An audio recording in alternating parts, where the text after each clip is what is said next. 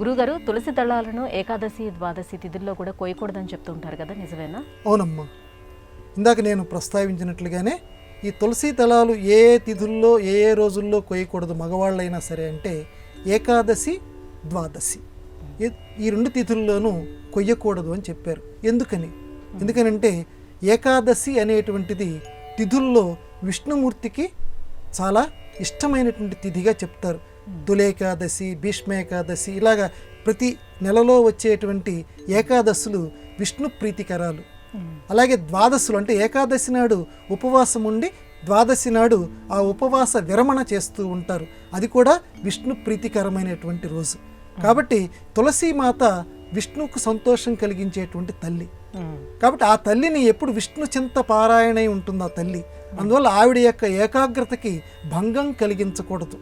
ఎందుకంటే ఒక వ్యక్తి ఎవరైనా ధ్యానంలో కూర్చున్నటువంటి సమయంలో ఆ ధ్యానాన్ని భగ్నం చేస్తే ఆ పాపం మనకి అంటుకుంటుంది.